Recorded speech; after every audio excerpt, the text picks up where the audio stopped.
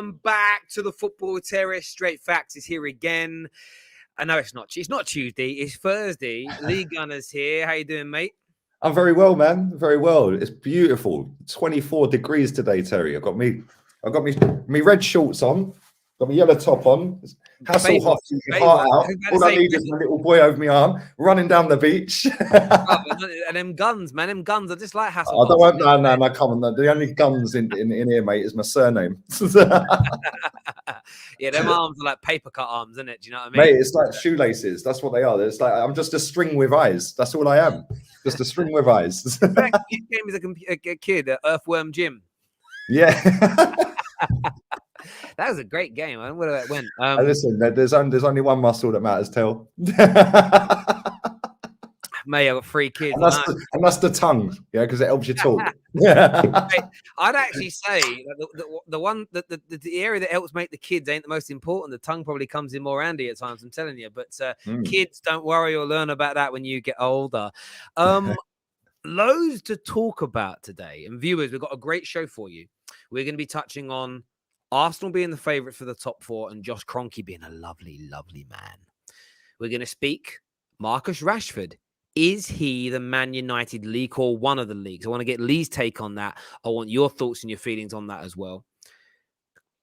This is a big take, and we're going to save this for later on in the show, so stay with us. But Ronaldo is not in Lee Gunner's top 100 players of all time, and we're going to get into that later.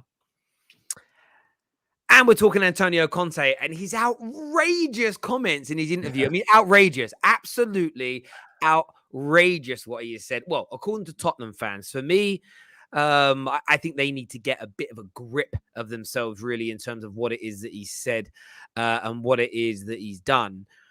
I mean, when you actually break it down and look at what Antonio Conte has said, he said, essentially, you read through it all, there's a 1% chance that they make the top 4 this season. He says he's challenged the club's vision. He basically said, they want to buy all these young up-and-coming... They want to do the Dele Alli project again, buy cheap and young, and try and turn them into stars. And he's like, I want to get his words here. I love it. He said, Tottenham are seeking young players they can develop and grow, not players who are ready. That's the issue. I have realized now that is the vision of the club. And what should scare Tottenham fans about that is I've now realized. Yeah, so he's been finessed. I was told something different. You know, when you date someone in the early days, they're brilliant, they're lovely, they're kind, they're considerate, they make the reach to help pay the bill, they're lovely around you. And then maybe a few months down the line, you see this troll, this completely different human being emerge. And it's like, yeah, I've been like, I mean, I still call that catfishing, really, because it's a mask they're wearing. It's a different character. That's what's happened to Antonio Conte. He has also stated that he says, in terms of numbers, we brought people in January, but rather than reinforce the squad, we on paper have weakened it. So he's not happy with the transfers in January, not happy with the squad. 99% sure they're not making the top 4 and doesn't like the Tottenham vision. I mean, that is pretty damning stuff from Antonio Conte. He's not going to be there much longer, is he? He's just not going to be there much longer, mate. Yeah, and he's either playing a game or he has actually been lied to. And going by the state of that football club, he's been lied to. Yeah, because I do a show with Henry, and he said to me that they sacked Jose because if he won the League Cup, they had to give him like 5 million bonus or something. And wow. Yeah, and I've heard that a few times from Tottenham fans. It wouldn't surprise me one bit if that's true. Yeah, they ain't interested in winning. They're just interested in keeping the revenue going, doing exactly what Arsenal and Man United are doing, just trying to keep the revenue going whilst trying to stay kind of competitive for top 4. They ain't interested in going all out. And they've got a top-class manager there. And I reckon they've lied to him. The single biggest problem at that football club is Daniel Levy. Yeah, the guy's a shareholder. The guy, apparently, see, somebody told me this last night as well, one of my friends. He said that Joe Lewis, who owns the club, wants to put mass investment into the club, but Daniel Levy's stopping it. And saying, no, we don't need to do that. Don't worry, we're financially cool. We're making big revenue, blah, blah, blah. Daniel Levy's the problem. He's been a problem for a long time, but a lot of Spurs fans love to mask over it because, oh, he's so frugal in the transfer market. Really? Okay, mate. Yeah, this is the same club that bought Soldado. Lo Celso. Yeah, do you know what I mean? Players like that. Yeah, then Dombele for like 65 mil and he's done nothing. Like, he's really good, isn't he? And it's like, I just look at Tottenham, and somebody said this to me the other day, actually. He said, whilst Arsenal and Tottenham fans constantly and the clubs constantly goad each other, all you're doing, both of them clubs, is just letting Chelsea go further clear because you're taking your eye off of us. Yeah, you're concentrating on Tottenham, they're concentrating on you. And he's right. You know, Tottenham don't care about winning. Yeah, and their fans can sit and moan and bitch and cry and get upset that they get battered here and there. But until they stop going and stop spending money on the club, ain't going to change, is it? Because it's still full every week. They're still all in the club shop every week. Even when they were doing a protest, they were in the club shop. Like they're worse than us sometimes. Their fans, like, it's mad. He is the problem. And if Antonio Conte walks, good luck to him. Yeah, because Jose got him to a final and got sacked before he could play the final. After Conte, where do they go? That's two of the greats. Mate, where do they go after that? Yep, you're absolutely spot on for me. And I've seen so many Spurs fans outraged by it. And I'm like, you need to get a grip of yourselves and realize what he says is straight facts. Plug in there. Like, it's straight facts. It is right. The vision is and isn't wrong.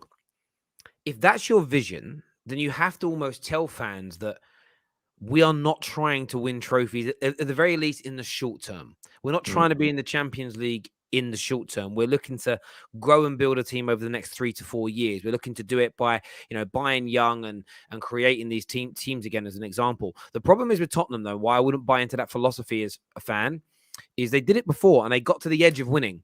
And instead of then going out and spending big and correctly and giving managers what they want, i.e. Poch, to keep that squad at that level, they've allowed it to break down, become too old, need refurbing, and they're going to start that same process again. Where what you actually need to do is 3 years ago say, right, now we need to go and get a top-class midfielder. Toby and Vertonghen are getting older at the back. Let's go out and sign a top CM. Like, they've just gone. I think Romero's a pretty good defender. They should have signed someone of Romero's level or higher 3 years ago, as an example. Spurs fans that are having a go at, I understand people don't like their dirty linen being aired in public, but there are certain things where I think there are exceptions, and this certainly is one of them. Antonio Conte is saying what Poch and Jose and everybody else should have been saying ages ago. He is saying what every Spurs fan knows to be true in their heart of hearts, but they can't quite. Like those parents who know their kids smoke, but ignore they do?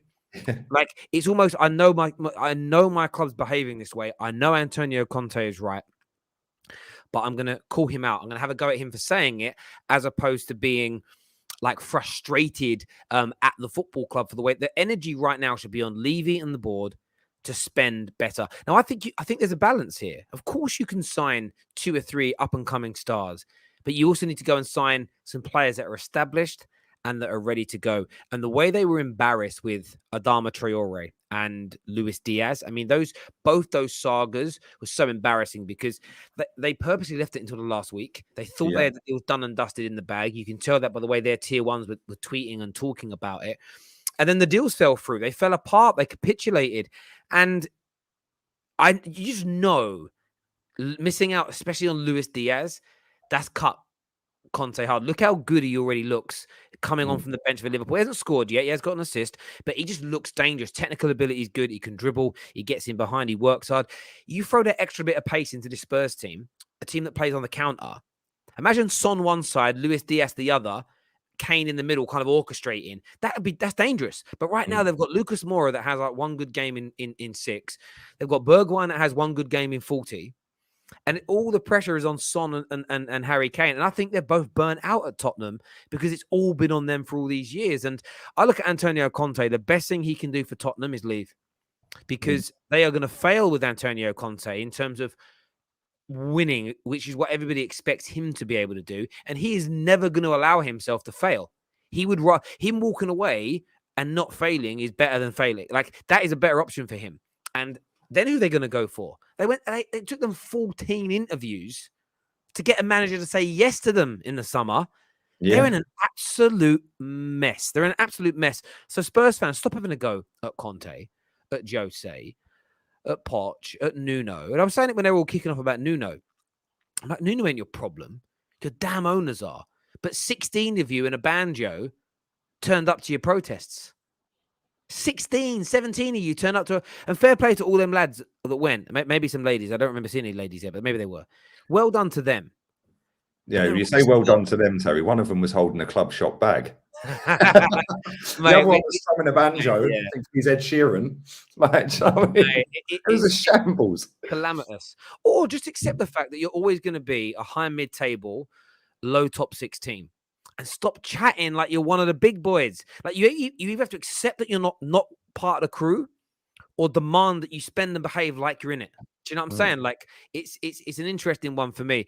Terry, to make you feel better, our owners just got an extra 4% put into the PIF, the Newcastle owners. The 4% is 80 billion.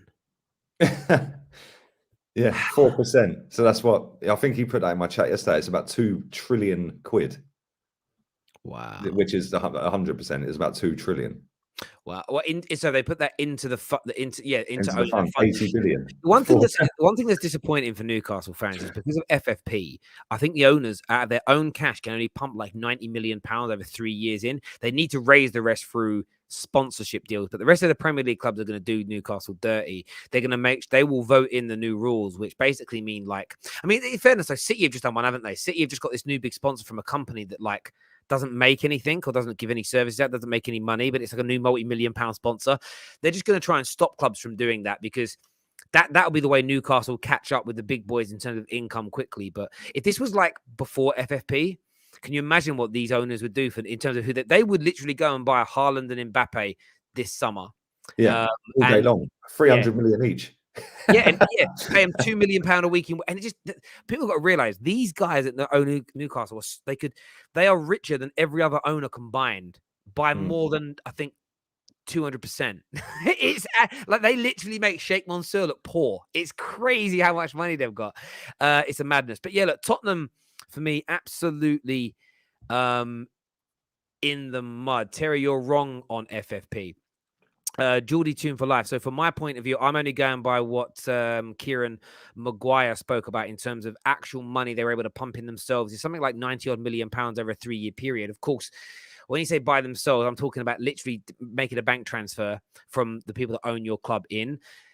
We'll see how the rest of it looks. There's a lot of different opinions around how FFP works and everything else, but I'm just until I go with what Kieran Maguire says and Dr. Rob. These are the two leading guys from the UK that work directly for UEFA and FIFA and the Premier League clubs. So I just kind of go with them.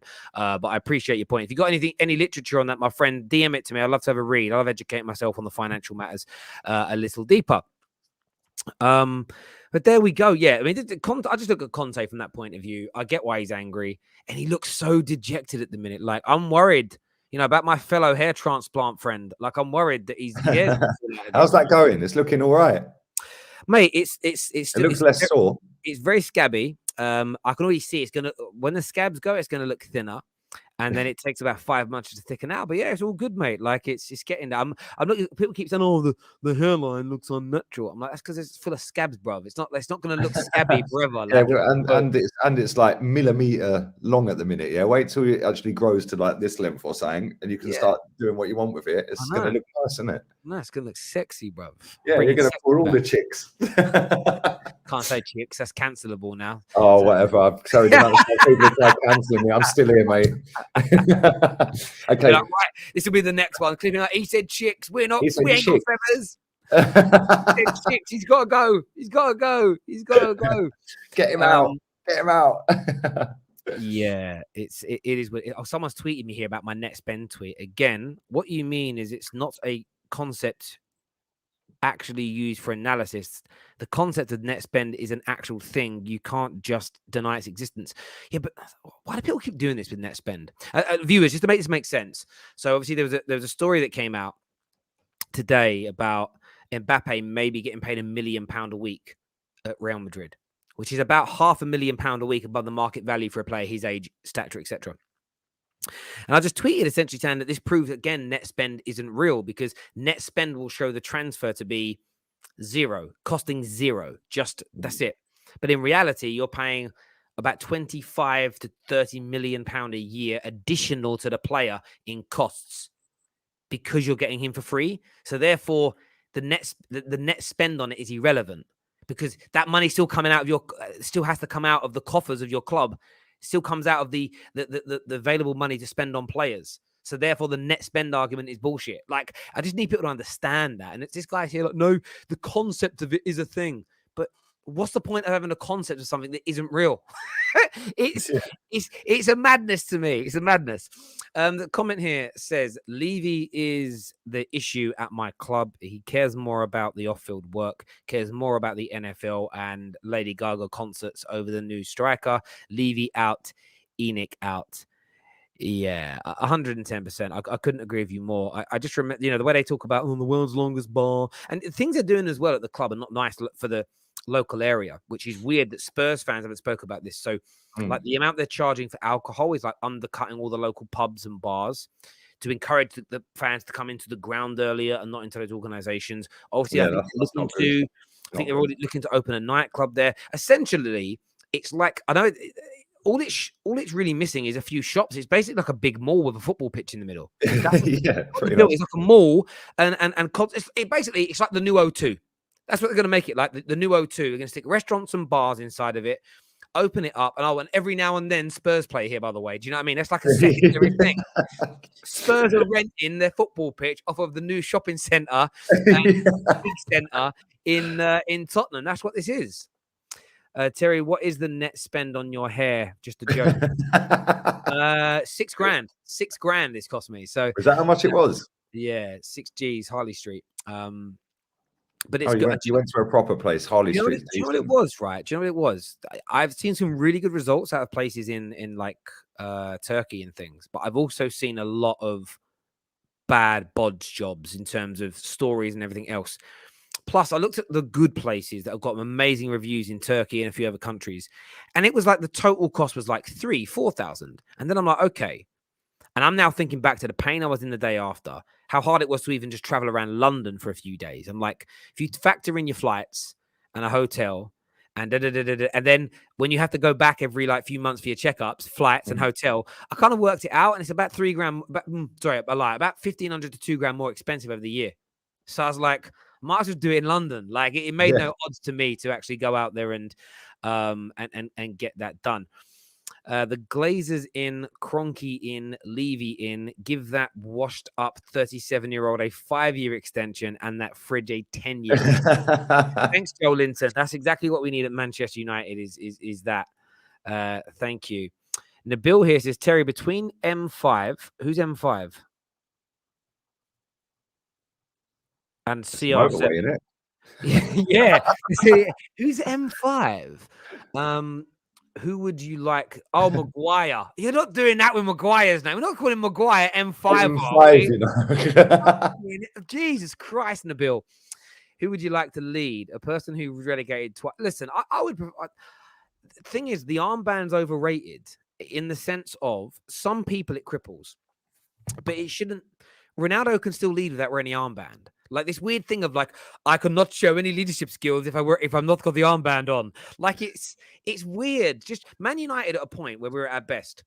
We had Gary Neville that was the England captain. Roy Keane was our captain and Ireland's captain. There was somebody else. I know we had another. I'm forgetting the names of them. We had about 3 or 4 international captains in the club. We had about 7 or 8 people that could have been captain. They were all leaders. That's what we need. I don't really care who wears the armband. We need people to lead that are good at leading. Maguire needs to be led. He ain't that great, but he needs to be led. Simple as that for me, anyway. We had another super chat here that says, Terry, can you have your opinion or do a video on the top 6 not signing the EPL owner charter and what is meant for the other clubs? I'll have to do a bit of research into that, Dean. I'm not too aware of it too much about that as a story, as it were. But yeah, I can certainly take a look, my friend. No problem at all. No problem at all. Ronaldo. I need to ask you about this. This is one of the questions on the. I tweeted today saying what you guys wanted to talk about, and this is this is the question I was sent. Yeah, me and Rance rattled enough people on Monday, mate. We've rattled enough people. This is what I've been told. This is what I've been told, that you don't think Cristiano Ronaldo is in the top 100 players. I actually said top 50. I actually said top 50. Top 50. Top 50. I actually said top 50, but he ain't. He ain't. People look at goals, Terry. Yeah, people look at his goals. Oh, he scored all these goals. Okay, cool. Well done. Well done, mate. Well, you just stand there. Is he a good footballer? No. So he ain't in the top 50 footballers of all time because he ain't a great footballer. Yeah, he ain't a great footballer, is he? What does he do? He stands there, waits till the ball goes down the wing with Luke Shaw, and then just does a diagonal run across the box. Well done. That's great football, mate. Yeah. And then what he does is in the last couple of minutes of a game, after he's waved his arms around all game, rolling around and this and that, yeah, he might go and nick an equaliser and then rip his shirt off and run around fucking giving it Sue. Who gives a shit? He's crap. He's been crap since maybe the second year at Real Madrid because he totally changed. Yes. No. Terry, when he played for Man United, let me finish, right? When he played for Man United, yeah, the guy was skillful. He'd down the wing. He'd take players on. It got you off your seat. You were like, wow, this guy is going to be sick. Yeah, he then goes to Real Madrid. Jose plays him left wing. Yeah, and he was sick. Then he realised, oh shit, actually, I want to compete with Messi's goal output because Messi's the best player in the world, the best player of all time, one of the most gifted. Well, we're never going to see a gifted footballer like that ever again.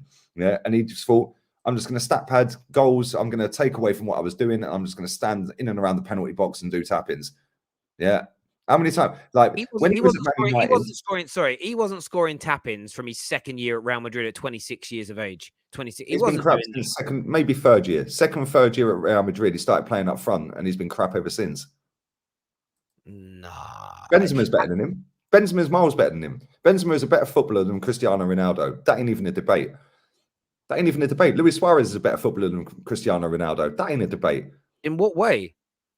They're more technically gifted. They actually do more on the pitch. They don't just stand there and make a diagonal run across the front of the box and then nick all the limelight off of your teammates. So Champions League final, Gareth Bale comes on against Atletico after Sergio Ramos equalises in the last minute. Yeah. Gareth Bale then puts them 2-1 up. Then they go 3-1 up. Then Ronaldo takes the penalty 4-1, runs off to the corner, rips his shirt off and makes it all about him. Yeah? Well, okay. Gareth Bale give you the fucking win, mate. I mean, that's fine. I can understand that. But the thing is, though, the reason that Real Madrid were in so many of those finals is because of the level of goals and match-winning performances that Ronaldo put in for. It wasn't match-winning performances, Terry. It was match-winning goals. No, see, that's where I think what you're doing, and a lot of people are doing with Cristiano Ronaldo, is rewriting history. From his time at Man United and his first 5-6 years at Real Madrid, yes, he was scoring lots of goals, and yes, a lot of his goals were this perception of tap-ins. But the reason that he was but if they were just tap-ins and they were easy and anybody could do it, players would be scoring at Ronaldo's rate of goals because I'll just make that run and be in that part of the box and tap it in. Ronaldo was scoring at such a rate because he was getting those easy goals, which a lot of strikers get, but he was scoring screamers from inside and outside the box on his left and right foot. When you say screamers, give me an example. Do you know what? I don't give me 3 screamers he scored outside the box. I'm just going to give you. I'm going to give you an example here. So I didn't do the research on this before we went live because I only got sent it before I went live. But there's one example I'll give you, and I remember the celebration war where he shot and scored a screamer from outside the box, and he lifted up his shorts and showed like he's fired, saying, "Look at the power in his leg." And I see him do that on a number. The bicycle kick goal that he scored, unbelievable goal. But guess what? Gareth Bale did the same, mate. But okay. So come on. Yeah. Would anyone say that? Let me finish my point. Sorry.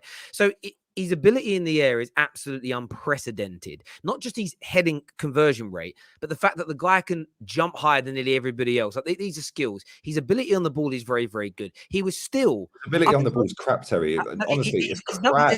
Let me finish. He hasn't been crap. He was one of the elite dribblers in world football up until his late. Yes. up until his late 20s. And then as he got older and his body started to change, he started to adapt. And he was very smart to do that. And I'll tell you as to why he was smart to do it. If he'd have carried on doing what a lot of pacey players do into their late 20s and just continuing to hammer down the wing, he eventually would have broke his body down. He had to start to essentially reserve his energy because he wanted to prolong his career, very much in the same way that the likes of Ryan Giggs did and players like that. You learn to adapt your game as you get older. No, he adapted his game because he was jealous of Messi, mate. I don't think it's that at all. I think 100%.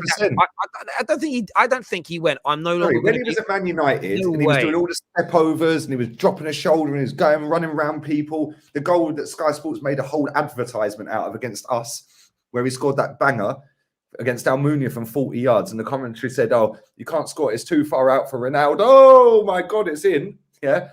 And then the goal, the quick goal, the counter attack with Tevez, Rooney, and Ronaldo, yeah. That was when he was a quality footballer, a real top-class, quality, entertaining footballer that had bags of ability. You could see he was just different. You could see he was a level above everybody else. He then goes to Real Madrid.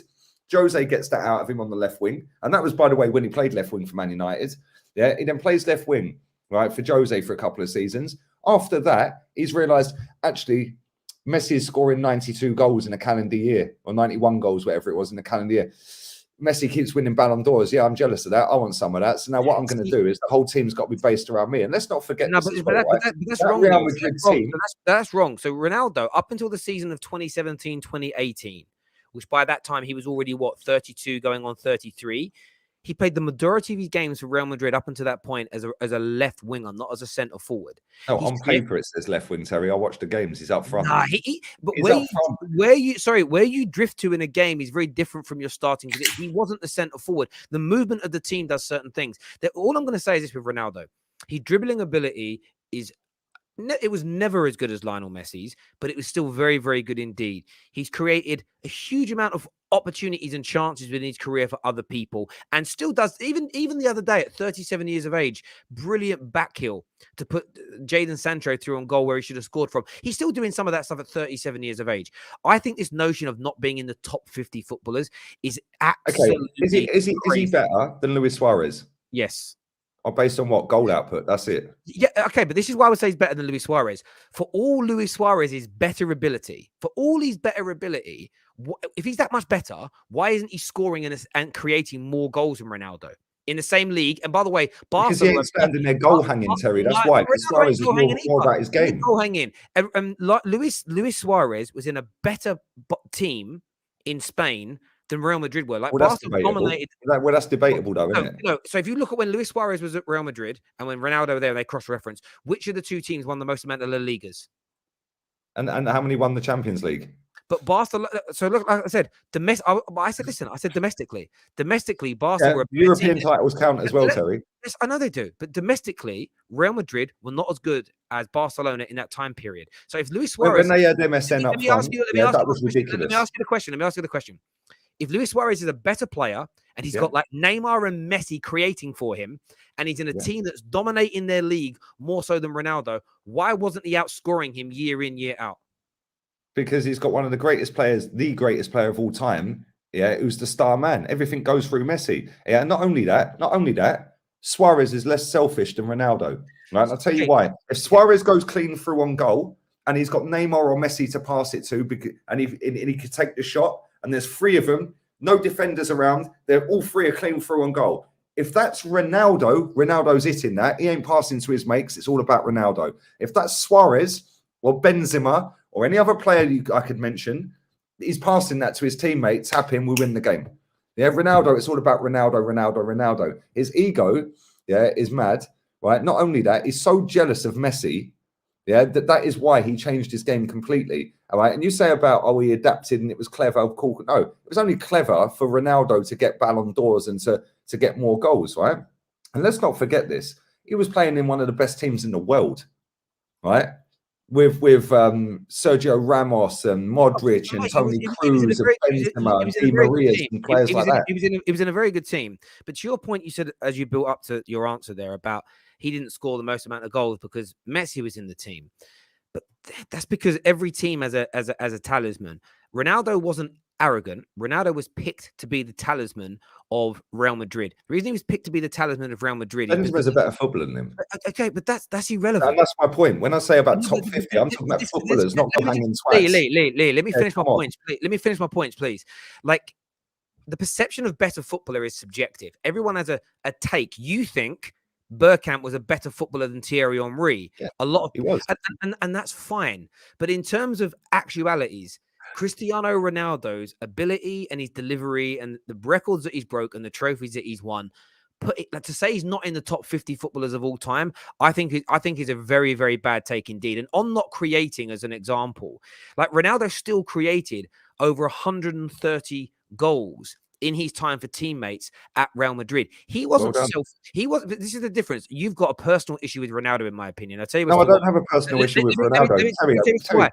And I'll hear you with it. When you say he's arrogant, it's not arrogant when you're through on goal taking the opportunity. And one of the reasons I love Ronaldo is because he takes responsibility. If Ronaldo's going through on goal, if he's going through on goal and he's got the opportunity to put the ball in the back of the net, he doesn't relinquish that responsibility and go, I'm going to knock it to the left for Benzema to take up, to maybe miss the opportunity. I'm going to take accountability and I'm going to do it. And that's why Real Madrid were on that basis, what you just said, do you remember when Mason Greenwood, I know we probably shouldn't mention his name, do you remember when Mason Greenwood against Aston Villa was moaning at Ronaldo because he didn't square him the ball for a tap-in? Because Ronaldo's all about Ronaldo, and then Ronaldo wanted to score the goal so he could whip his shirt off, and start suing in the fucking stadium. He could have passed that to Greenwood for an easy tap-in. The amount of times I have seen Ronaldo in that position, and he could have squared it, but he's took the shot himself and either missed or scored. On a lot of occasions. But if that's Messi, if that's Suarez, if that's Benzema, they're better footballers, Terry, because they fucking ain't all about themselves. They're about the team. But that's nonsense for me.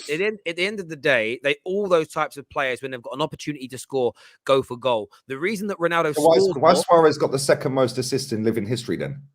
Because he's a bloody good striker. Footballer.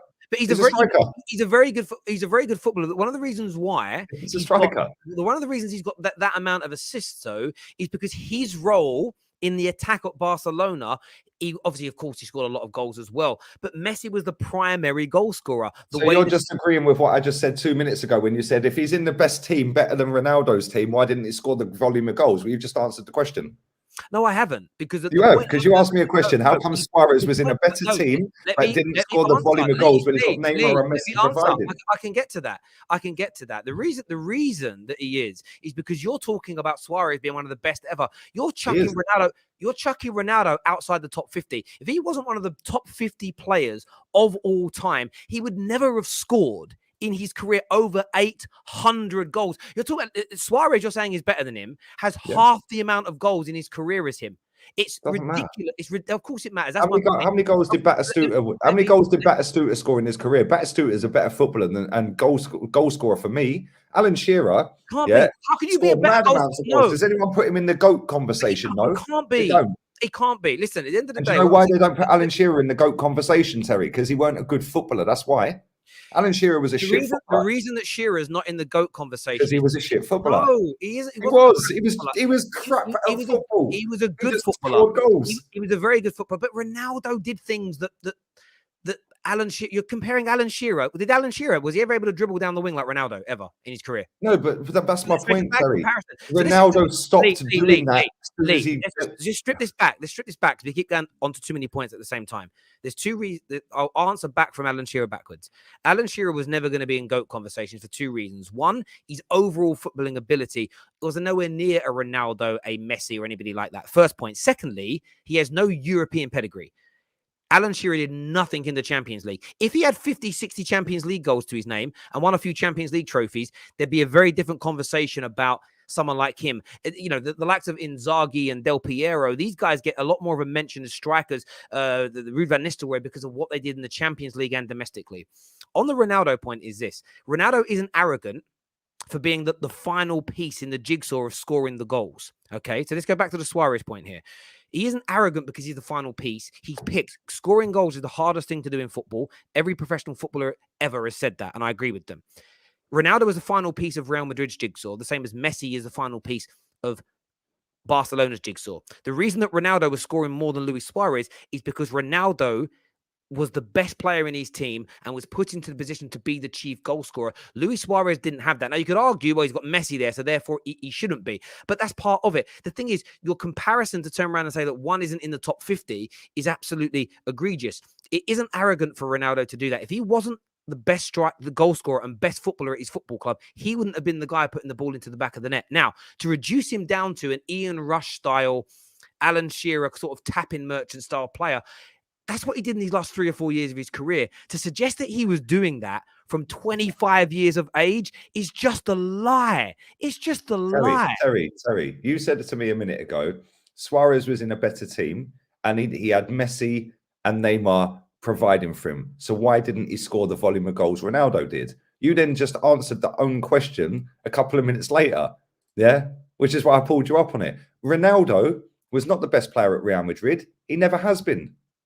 Benzema's a better player than him. But he isn't. A better footballer than him. He isn't. Goals. He isn't. Listen, people look at goals and assists. That's what modern football's become. It's goals and assists. GA. Benzema's a miles better footballer than Ronaldo has ever been. No. Yes.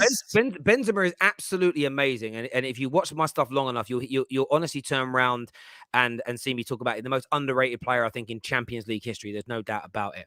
But for me, Ronaldo, brilliant footballer. What Ronaldo isn't, Ronaldo doesn't have, and it depends what you like. If you're a massive fan of Zidane-esque, Messi type players, that's another one that's better than him, by the way, Zidane. Again, all these players are very, very good. Ronaldo, for me, though, is different from them, but he is in the top 2 players of all time. And goals and assists have to count. They have to count because they're part of it, Terry. They're a massive part of it. Technical ability is part of it as well, Terry, right? And anytime we do, who's the Premier League GOAT? Does anyone say Alan Shearer? Who scored the most goals, by the way? No. And they don't. Why don't they, Terry? Why don't they? Yeah, because he scored the most. Because he wasn't a technically very good footballer. Hang on a minute. He scored the most amount of goals, but the problem is the people like Thierry Henry, who is generally voted for as the GOAT, didn't play as many. If Henry played as many Premier League games as Shearer, he wouldn't be the top goal scorer. He would have overtaken him with the rate he was going at. So all those things matter. Your goal per game ratio is a very important dynamic when it comes to being the top goal scorer, as an example. If someone spends 5 years at Arsenal and scores sort of 40 goals a season and has a better rate than Thierry Henry, but then leaves for whatever reason, some would argue he's been a better striker at Arsenal than Thierry Henry, even if he doesn't achieve the same amount of goals as him because of the time period. So those are the kind of arguments that happen there. Now, again, you're now comparing Thierry Henry and his overall footballing ability, Ryan Giggs and everything he achieved, as an example, to Alan Shearer. Alan Shearer is so far below Cristiano Ronaldo on this scale, it's making the equivalence false. To talk about somebody who scored someone who scored nearly 3 times as many goals as Alan Shearer can't be compared to Alan Shearer. 3 times as many goals. He scored two and a half, maybe. Yeah. Now look at the team. So 2.5 is nearly 3. Okay, hold up. Now look at how long they were both playing careers for. Now have a look at the teams they've played for. Yeah. Blackburn, Southampton, Blackburn, and Newcastle. What's that got to do with anything? So, because if you're playing at Blackburn or Southampton or Newcastle, mate, you have got less chance of having world-class footballers around you, right, laying it on a plate for you. Well, then he should have scored 200 odd goals in the Premier League. That's not an excuse for Alan Shearer. So he chose. Alan Shearer is the best English striker of all time. That ain't even a debate. No, he isn't. Based on goals. You're not letting me finish. No, Terry, let me finish, but Wayne Rooney's better. No, exactly. This is my point. If you let me finish, Alan Shearer on paper is the best English striker of all time. But is he the best English footballer of all time? No, he ain't, because Rooney was better. Michael Owen was better. Yeah, come on. But what you're not listening to is Cristiano Ronaldo wasn't anything like Alan Shearer. Cristiano Ronaldo. No, but he turned himself into an Alan Shearer-esque. I'm going to stand in the box and score tap-ins. When he got into his early 30s, 32, Irrelevant. It doesn't matter when he did it. Terry, he went from being a tricky little winner to being a goal machine. Is bullshit. It is bullshit because at the end of the day, he got to an age where he physically couldn't do what he used to do. So he adapted. That's rubbish. Hang on, that's rubbish. I'll tell you why it's not rubbish. 2 reasons why it isn't rubbish. It shows Cristiano Ronaldo's exceedingly intelligent football brain and ability. And I'll tell you as to why if you let me finish this. I'll give you the example of two other Man United players. It's easier for me because I know them. Paul Scholes started off as a secondary striker. That's another player better than Ronaldo, by the way. Let me just explain this. Started off as a secondary striker, number 10, central midfielder, ended up being a DM. He dropped further back as he got older because those roles become physically less demanding. Ryan Giggs, one of the very best wingers to ever play football. His first 10 years of his career, 92 to around 2002, voted as the best left winger in European football directly by the Champions League, killed it. As he went into the second half of his career, he still played left wing for a large part of that. When he got into his early to mid-30s, he couldn't be as effective running down the wing anymore. Because by then, inside forwards weren't a position by then. They were much deeper. He couldn't do it. He physically couldn't do it. So his footballing ability enabled him to move into the midfield areas where he was still able to dominate games. The fact that Ronaldo went from being a marauding right winger to a right inside forward, to a left inside forward, to a central striker, to a goal poaching striker in his career demonstrates his ability to change. Find me another time in history where a player has gone from being a right winger to a left winger, to a centre forward, to a striker, maintaining this level of goals at the highest level, including the Champions League. Find me another example of a player that has the technical ability to play right back and still bag 70 goals in a year. But that's fine. But that's Lee. Lionel Messi, I don't care what Lionel Messi does. I'll tell you why. Lionel Messi can be your number one. You've said Ronaldo's not in the top 50 players. He's not in the top 50. Because Terry, listen to me a minute, yeah? Goals, yeah, if it's based on goals, yeah, goals, like you're saying it is, he always bagged 800 goals. On that basis, Alan Shearer is the best English striker in living history. But I haven't just said, see, what you're doing here is a good attempt. No, you're saying it's based on goals. No, I'm saying partly based on... from a tricky winger to a tricky forward. I just spoke there for 2 minutes. 2 minutes. Yeah? And you said tricky winger to tricky this to up centre forward to a goal poacher to this and that. Yes, cool. So I'm talking about a variety of positions that he's played. Well done. So his ability to dribble past players. He's got no ability. That's the point, Terry. He lost his ability. He's left his ability behind. Hang on, but he left his ability started to lose him at 32, 33 when most players retire and he adapted his game. That's something to celebrate. It's a madness to say you're going to discredit the previous 14 years of his career because he's adapted as he's become an older man. That is insanity. Insanity, Lee. Terry. Let me ask you a question, right? I grew up in a generation where I've seen 90s football. Yeah. Right. And so have you.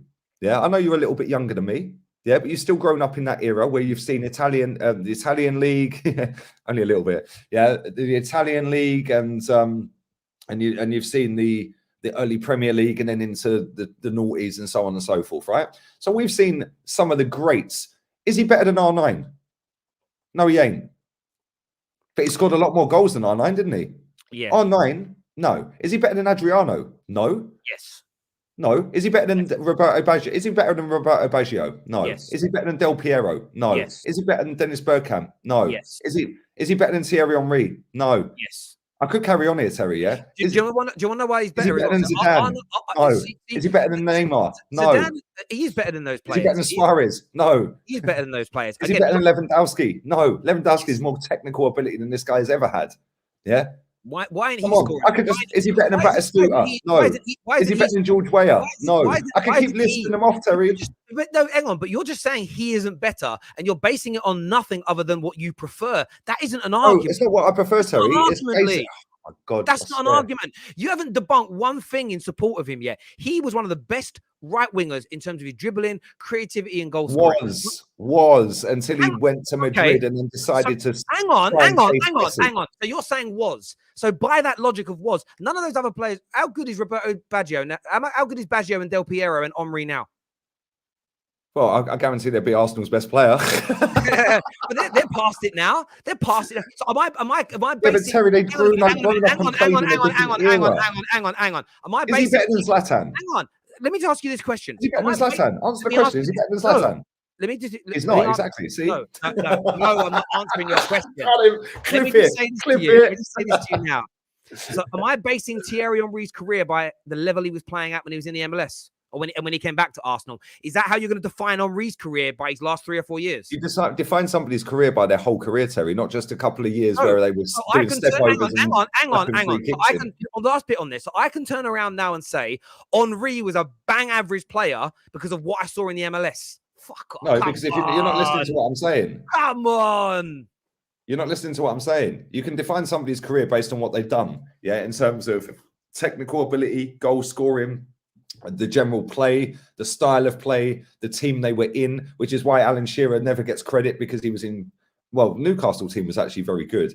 Yeah, but and Blackburn, he won the league, of course, but Blackburn won it and then just fell away. Yeah, but when you've got somebody, if you put Alan Shearer up front in a Real Madrid team, do you not think Shearer would be bagging 50 goals in that league back in the day? Why didn't but none of those teams came in for big money for him? That's the difference. No, because Terry, how many foreign players from England ever went to that country, Spain, at that time? Yeah, when McManaman went, when Michael Owen went, when Jonathan Woodgate went, this is like one every now and again. Yeah. No, listen, I understand that, mate. I do. How many English players went to the Bundesliga? Mate, how many English players went to the Italian league? Bruv. And I totally understand that as a point there. Viewers, listen, I want your take on this. I want your thoughts. Is Cristiano Ronaldo in the top 50 players of all time? Players. Remember that, chat. Players. Yes or no? Players. Yes or no? Yeah. Pullit's better than him. Zola was better than him. Yes, yeah. Come no, on, guys. I want to hear from you on this. Make sure you're doing us a favor as well, and you're smashing that. By the way, but that's how you have a heated debate without being nasty to one. Yeah, come on, Terry. We're pals, man. We're pals. Like, if you were stood in front of me, I'd be screaming in your face. You'd be screaming in my face. I'd be like, no, shut up, man. Yeah, but that's how just normal people speak to each other, I think, when you're having a bit heated debate. But listen, what do you think on that? Next talking point I want to go. We're going to end on Arsenal today, but the next one I want to speak to you about is, do you think Marcus Rashford is one of the leaks at Man United? And if so, like, what do you think? What do you think about this whole thing? Did you see that the exchange between him and Christian Falk, all these stories coming out? Do you believe Rashford and Maguire and these guys are majorly leaking news out of the club? Yeah, I actually do. Yeah, because Marcus Rashford's PR is unrivaled. Other than Arsenal's and Man United's as a whole club, Marcus Rashford has got his PR on point, hasn't he? And I think there's a few little snakes in the grass at Man United, which is why I know you're currently sat fourth, yeah, but we've got 3 in hand over you, and so have Tottenham, and we're 4 points behind you, and we've got some very easy games coming up. You've got a very tough March, so in 4, 5, 6 games time, that could be flipped upside down, and you could be 7th. Yeah, or you could still be 4th, and you got through that tough time, and everyone, you got Pogba back now, blah blah blah. But when I look at that Man United team, I just see so many egos: Cavani, Ronaldo, Rashford. Yeah, Sancho, I don't think is a massive ego, but he's come with a big price tag, so the expectations on him and the pressure's probably killing him at the minute. Yeah. Then you've got players like Harry Maguire. Again, he's not a massive ego, but again, the price tag is killing him. So you've got players that are getting killed by the price tag and by the expectation, and they're not performing very well. And then you've got players that have got a massive ego, players that are running their contracts down, like Jesse Lingard and Pogba. Yeah, and then you've got players that have come in like Ronaldo, Varane. They ain't really done it, have they? Let's be real. And Sancho as well. When you mix all of that together, and you had Ole Gunnar Solskjaer there, like just telling you everything's all right. Oh, don't worry. Yeah, just all be mates in training. Don't worry about it. Yeah, and to be fair, you've got to say he actually got a tune out of him looking at it now because you finished 2nd, right? But you've got Rangnick in there, yeah, and I just think that he's gone in there, and I think he's trying to do a Mikel Arteta style of authority, and I think some of these players are saying bollocks, ain't having it, mate. Yeah, which is what's happened at our club with certain players that are now left the club, and I think Rangnick's is he's doing the same. I think you've got a lot of players there that are going, whatever, mate. Yeah, what? I ain't doing it. And then you're going to have people, they're all in WhatsApp groups. Come on, let's be real. They're in group chats. Maybe not all of them, but they'll have their little cliques in the dressing room. Yeah, then they'll have their mates at other clubs that they're in WhatsApp groups. If, oh, Rangnick said this to me today and I said that and I told him I ain't doing it or this and that. Then all of a sudden, that then gets sent to someone else. That gets sent to someone else. And all of a sudden, bang, it's in the media. Yeah, mate, I agree with you. I said this the other day. Like, I found some football fans are very dense. When you're, People say that about my argument on Ronaldo. well, no, but look, there's an argument about footballing. I understand your point on that, by the way. Like, I know what you're basing it on in terms of a preference over the way a player looks, as opposed to how somebody delivers. I'm never going to agree with it because and the only reason I'm weird that you think like that is this: you a salesman. It doesn't matter how good my patter is or how bad your patter is. If you're delivering more sales than me, you're better than me. That's my take on these things, right? Especially for attackers. But that debate's done. Like, some football fans are dense. So, like, when I think of leaks out of the club, I think about all types of stories. Some that are like really embarrassing when they come out. So, people calling the assistant Ted Lasso, players not wanting to train, players not wanting to train when it's dark. All these things like embarrass me. Paul Pogba is leaking stuff. It's just today, Paul Pogba might consider going to Premier League clubs. That's definitely, in my opinion, come from Pogba's camp. Someone's gone up, we'll throw that one in, we'll throw this one in. These things happen. Back in January, when all the stories about not wanting to train in the dark and players not listening to Ralph came out, Rashford with his PR team did this whole thing of Rashford gets in early, stays late. He's learning off Ronaldo. He's loving it. He's working so hard to get back to his best. And I just looked at it and thought the irony in Rashford's tweet yesterday around stop trying to find divides. I'm like, but when players are being accused of doing bad things and you go out of your way or your team goes out of their way to say it isn't us, you create a divide because you're showing us it ain't you, but it definitely is going on. Rather than just saying, listen, all I'm going to, rather than Rashford coming out or his team coming out and saying, listen, we just know everybody at the club's pulling their weight. We don't know where these stories have come from. It's, but it wasn't me. It's like that kid at school where, it wasn't me. A teacher walks in the room and they know you've been messing around. Who did that? And that one kid goes, I'm not going to say who it was, but it definitely wasn't me. It's like, what are you doing, bruv? Shut up. That's that kind of leak. And then you put all these things together, there's leaks everywhere. But football fans are dense. So a lot of people go, Terry, you said Rashford was the one leaking all the stuff. Therefore, when he comes out and denies it, you were wrong. I'm like, but I know Rashford's leaking stuff. Even if it's just about what he's doing to make himself look better, that's still, I don't need to know about that stuff in this moment at this time. Man United have got a real problem because all of these things escalate. Pogba for 3 years, him and his team have got away with talking about leaving, being offered to other clubs, Mino speaking on radio stations.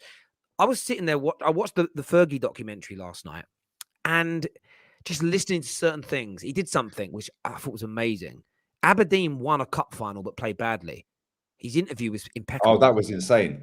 Yeah, it was a disgrace. There's no glory to be had. Rangers, wasn't it? And he turned around and said, fuming. We set the standards here a long time ago and we're going to maintain them. And this is my problem with Man United.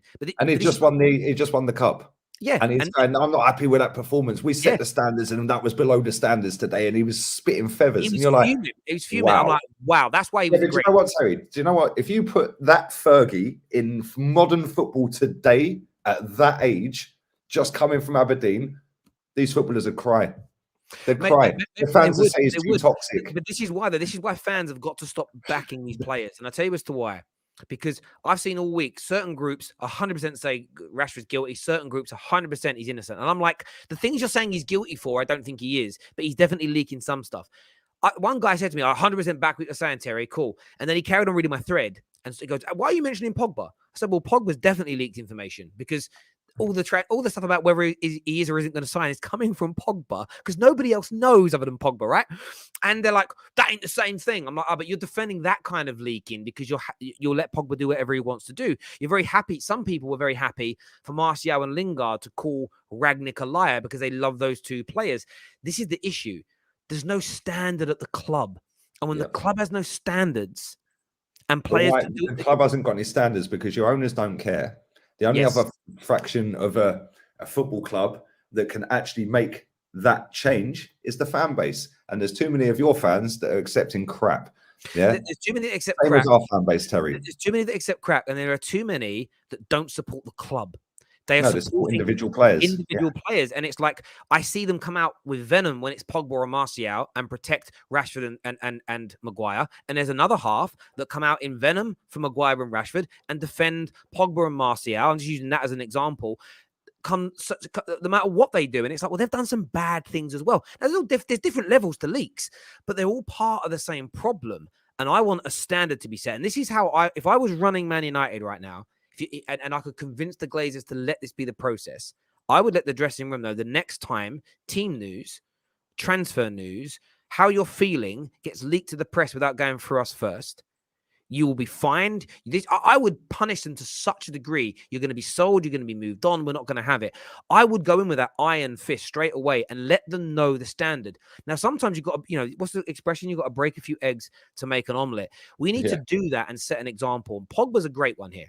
I still kind of want Pogba to stay, even though I think he'll leave. I think he's a tremendous footballer. But for 3 years, he's essentially been toying with us as fans with, will I stay, will I go? Maybe he will, maybe he won't. This news, he could have come out a long time ago and released a very simplistic statement about what he's thinking and how he's going to do it. But they're not doing that because they're playing the media scene. And I'm not having a pop at him for doing it. I'm having a go at Man United for allowing him to be able to do this for over 3 years now. In fact, the first time I saw this was in 2018, just before the Manchester derby, and all the story came out about Raiola and Pep speaking in the January or whatever it was. And for me, all of this is wrong. Not just Pogba's, not just Martial's, not just Rashford's, not just Maguire's, not just whoever's. The whole damn thing. And until fans focus on the club being the priority, why are the club is the star, as Kenny Ken says, and the club is the star. It's Arsenal Football Club and it's Manchester United Football Club. It's not Pogba Football Club. It's not Rangnick Football Club. It's not Arteta Football Club. Yeah, it's not any other player football club. It is the football. Let's be real with this, right? All of them players that play for Man United and Arsenal right now, none of them are going to be here in 10 years, mate. So why'd you get emotionally attached to them? How many players, Terry, when you first started supporting Man United, how many members of staff like that you can think of just off the top of your head, or players or managers are still here right now at Man United when you started supporting them? Mate, I don't think there's any now. There isn't absolutely any. There isn't. Maybe Beryl, the tea lady, or Doris, the cleaner. I don't know. Yeah, there'll be people like that. But there's an interesting comment here from Musa that says, Terry, but you're going to create a division even. What? No, I'm not. This is calling players out for bad behavior is fine. Abuse isn't. That isn't the division. We have to show the players that it doesn't matter who you are or what type of leak or story you share. It must stop. There has to be a standard that doesn't have bias attached to it. That's not, I don't like anyone leaking information, but if it's my Rashi, if it's my Bruno, if it's my little Pogba, or if it's my little drop this. It's standing players that is helping to create this. It is destroying football clubs. But that's because the players are allowed to build their brand, Terry, and their brand gets bigger, some of them, than the football club. Mesut Ozil is a prime example. That guy on social media has got a bigger following than Arsenal Football Club. Bruv, and do you know what's mad? People say that modern day football has changed. It's different now. It isn't, because you don't see this with Pep's teams or Klopp's teams. You see when you've got strong ownership with a strong manager, this seldom happens. And if it does, if somebody wouldn't last 3 years at Liverpool doing what Pogba's done. Somebody wouldn't last the last 2 years at Man City doing what Rashford's been doing. Pep would just say, fucking stop. Klopp would say, stop now, you're gone. He wouldn't play him. He'd walk in the dressing room like he did on that All or Nothing. Sit down and don't fucking talk. Sit down and don't fucking talk. Yeah, he'd just go in there and kick off. It's very true. It's very true. It's very true. That's a great comment as well from gunning you down. He said Pep would never buy Pogba. That's a great comment. He wouldn't buy Pogba because he's an extravagant guy. He's a very good footballer. Don't get it twisted. But Pep don't even like to do work with Raiola. Pep may bend on that when it comes to Haaland, but they don't even like working with Raiola because they know what comes with it. We've got some super chats to do here. Viewers, I want your take on some things here. First one, I need to wrap up in about 7 or 8 minutes. Yeah, I saw you.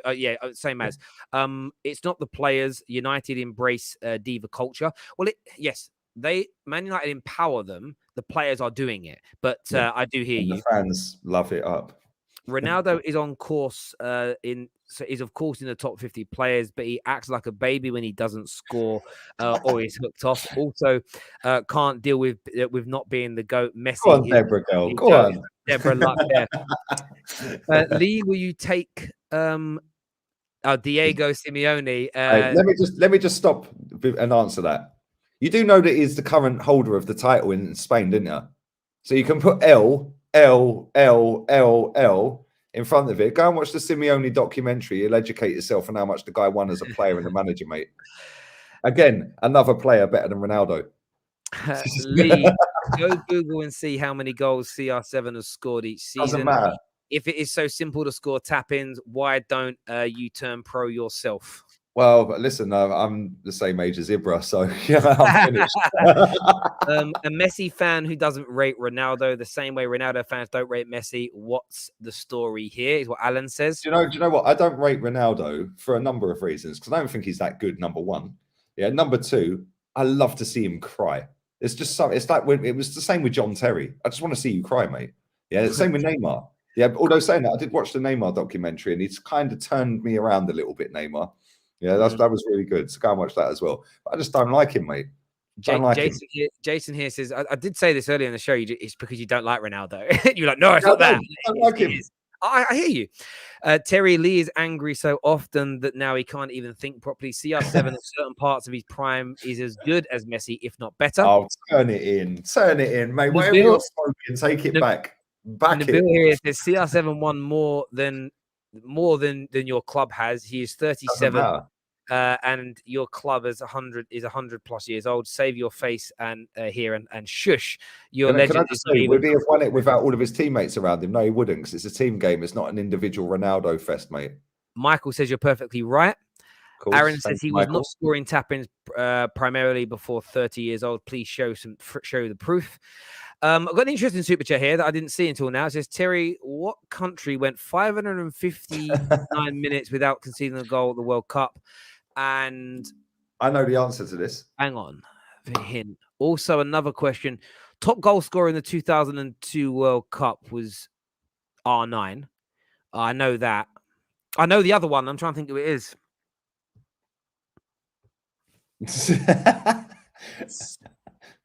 You're never getting him. Is it Switzerland? Look at this dickhead. He's got it. Hey! Football knowledge for days. Yeah, yeah. You must have watched the stream the other day when you put it in my chat. Yeah, I know. Yeah, no. Do you know what? I knew that. I swear that came up. I did a work quiz, and it came up in a work quiz about 2 years ago. And like it was a weird one. You wouldn't have thought because they drew loads of games, and like I remember reading about it. Kent is better than both Ronaldo and Messi. Debate closed. Kent. Big up Grant McRoberts, Glasgow Rangers. Right. Oh, it's so football knowledge, not for days. I didn't not for days, mate. Not for days. We're obviously gonna have to pick up the Arsenal debate properly on the next show. I wanted to ask you really, really quickly. Do you agree with Top Reds on socials that Arsenal are now should be considered the favourites for the final top position? Well, I think maybe us and Tottenham, just based on the games in hand, but I still think Tottenham are going to get it, mate. They've got the best manager, the best striker, and they've done the only business out of all the teams in the January window. So if they get Son, Kane, and Kulusevski firing, it's done. Despite how crap their defense is. And I think Man United, like I said, there's too many egos there, mate. That's a broken dressing room. Yeah, they're not playing for each other. They're playing for themselves. Yeah, Arsenal, we're just crap anyway. So, and West Ham, I think Europe's going to play a big part for them, although they're not showing any signs of slowing down. I know they drew with Leicester the other day, but I knew they'd equalise. I knew they would because they just keep going and going and going and going. Yeah, and Jared Bowen, by the way, what a baller. What a player. That's another one that's better than Ronaldo. No, I'm joking.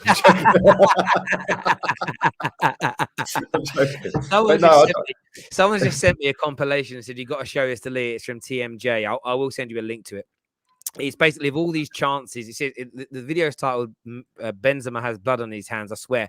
And in fairness, I've only watched the first 48 seconds. Oh, come on, listen. I'll send you a video. I will send you a video, a Ronaldo compilation where he's shanking shots at the stadium. Do you know what's funny? Do you know what's funny, right? It's funny actually because this shows a lot of good passes and crosses from him as well. What's really funny though, if you actually like look for the mistakes in certain players, everyone does it. Like Ronaldo's had a few air shots this year where he's tripped himself up and done things.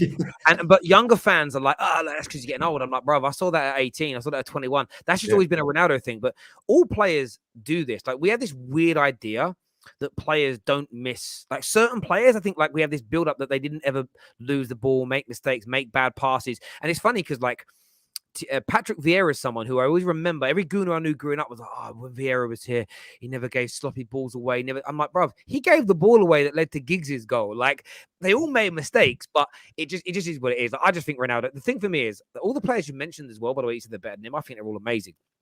I just rate Ronaldo as the greatest ever football player of all time, based on goal. Did you put a poll up in the chat? I put a poll up asking whether. I said, is Ronaldo out of the top 100 players in the world? Because when I did that, I thought it was 100. 39% of the people have said yes, as in he's out of it. So 39% agree with you, but 39% are on par with me. Come on, 61% agree with me. Therefore, we if win. you had said top 50, it'd probably be the other way around.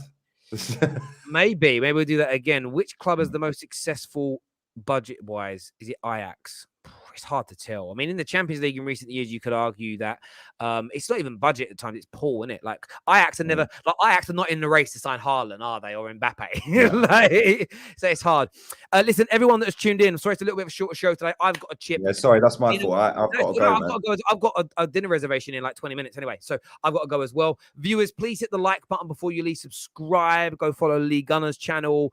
Back later on today and more tomorrow from the football tiers. Big weekend ahead as well. Watch alongs are back. Studios back.